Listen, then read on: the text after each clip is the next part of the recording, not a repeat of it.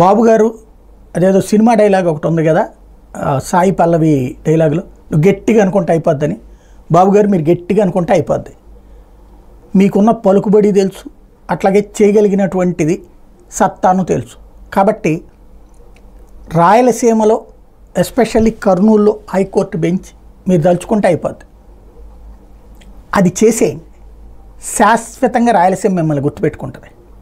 ఎందుకంటే అన్నీ ఒకచోటే అన్నటువంటి కాన్సెప్ట్ని విరక్తి చెందినటువంటి ప్రజల ఆగ్రహాన్ని క్యాష్ చేసుకున్న Jaganmohan Reddy high court తెద్దామనుకున్నప్పుడు తేలేకపోయాడు.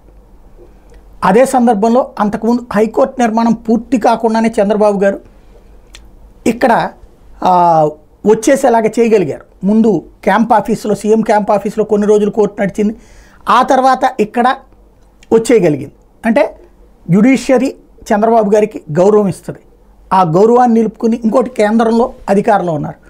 High court bench అని చెప్పి రాష్ట్ర ప్రభుత్వం తీర్మానం చేసి కేంద్ర ప్రభుత్వం పంపిస్తే, కేంద్ర ప్రభుత్వం న్యాయశాఖతో గట్టిగా మాట్లాడితే వెంటనే కోర్టుకు పంపిస్తే కోర్టు ఇక్కడ ఆటోమేటిక్గా చంద్రబాబు గారితో మాట్లాడాలి. హైకోర్టు చీఫ్ జస్టిస్ ఆటోమేటిక్గా అయిపోతుంది పని.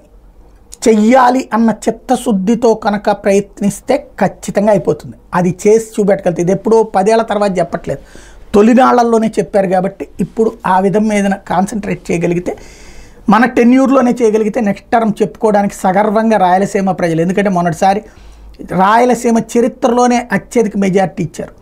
కాబట్టి ఆ విషయాన్ని గుర్తుపెట్టుకుంటే చేయగలిగితే అద్భుతంగా ఉంటుంది.